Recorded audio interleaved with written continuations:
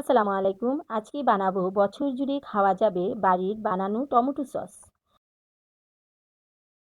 ভালো করে ধুয়ে নিয়ে 2 পিস করে কেটে নিয়ে সিদ্ধ করে নিলাম।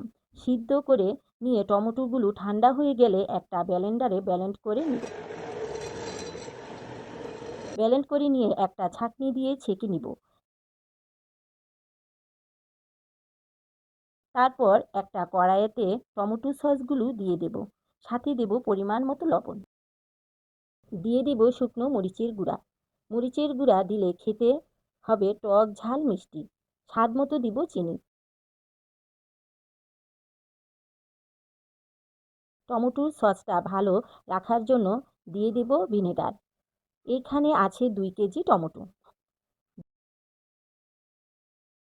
দিয়ে দেব 2 টুকরো আস্ত দারচিনি।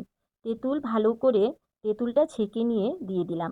কিছু সময় রান্না করতে হবে। বেশি ঘন করা যাবে না। ঘনটা এই রকম হবে। ঠান্ডা হয়ে গেলে আরও ঘন হবে। রান্না হয়ে গেলে উঠিয়ে নিব দারচিনিগুলো। ঠান্ডা হয়ে যাওয়ার পর এই রকম ঘন হয়েছে।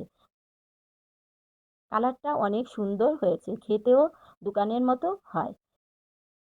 এই টমেটো সসটা বছর বছর ধরে ফ্রিজে রেখে খাওয়া যাবে। কিন্তু নর্মাল ফ্রিজে রেখে বেশি দিন খাওয়া যায় না।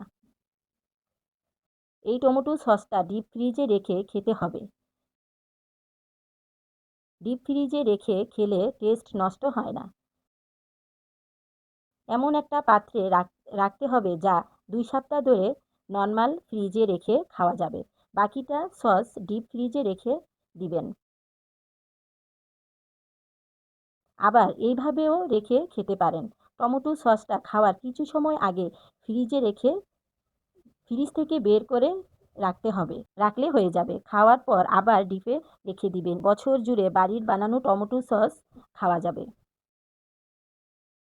খেতে একদম দোকানের মতো টেস্ট হয়।